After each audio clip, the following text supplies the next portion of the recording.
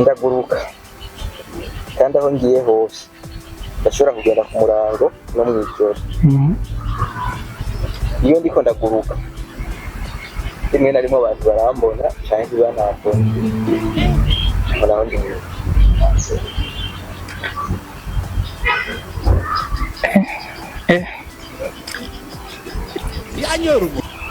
uri umuyaga.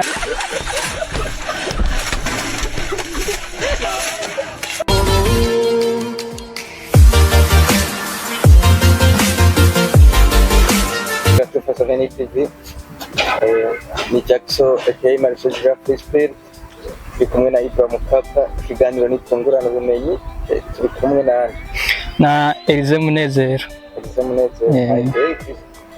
Nta kariko yego urapanga kukarondera cyane, niko ndagahiga mu minsi nzokababwira igisagara kwere twagishitsemo.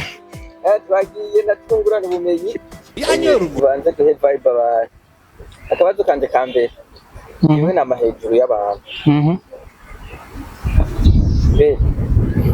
Umuntu wari wese akira kuba ari fisi ashobora kumbona hejuru yiwe, ariko iyo kwige pasa je turamana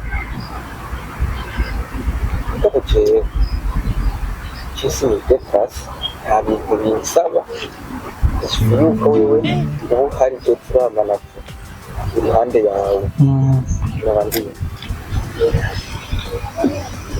Cyo nibaza ko ari izuba.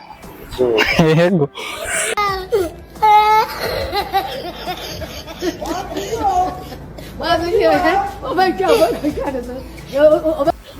ndaguruka kandi aho ngiye hose ndashobora kugenda ku murango no mw'ijoro. Iyo ndiko ndaguruka rimwe na rimwe abantu barambona canke ntibanambona, naho ndiwe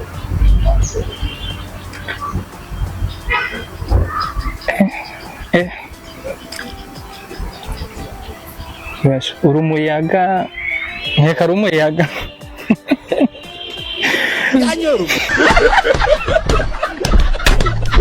je ndashobora kuba ndi muto cyane cyane yari mu gihe cyo mu gatondo, ariko haza no gukura cyane cyane yari mu gihe cy'umutaga canke cy'umugoroba. Ugi byanje ntibimenyekana kandi nta nuko bimenyeye, hari naho bihinduka kuba muto ku mugoroba aba nabaye mukuru mu gitondo. Uri gitutu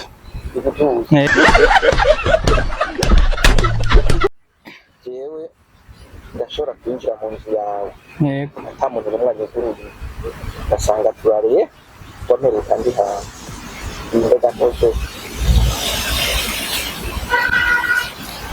ngira ngo uri imbeba yo mu nzu.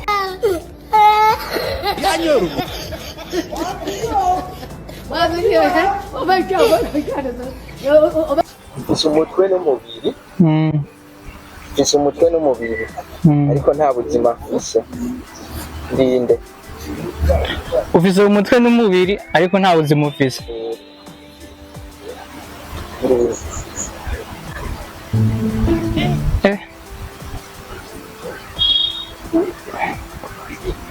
Ibarabara nibaza ko ari ibarabara.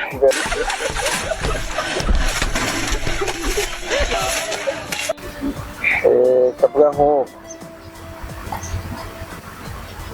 jewe ndashobora kwaka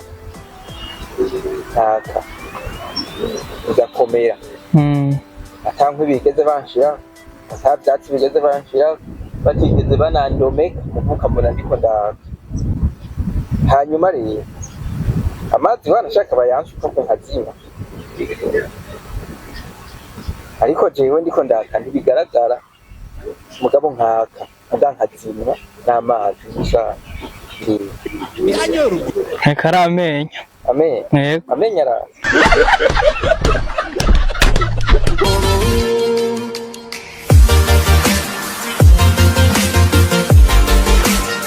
cyane mwebwe mwariko muradukurikirana ikiganiro cyari tungurana ubumenyi, twari kumwe na Elize, turabakunda cyane.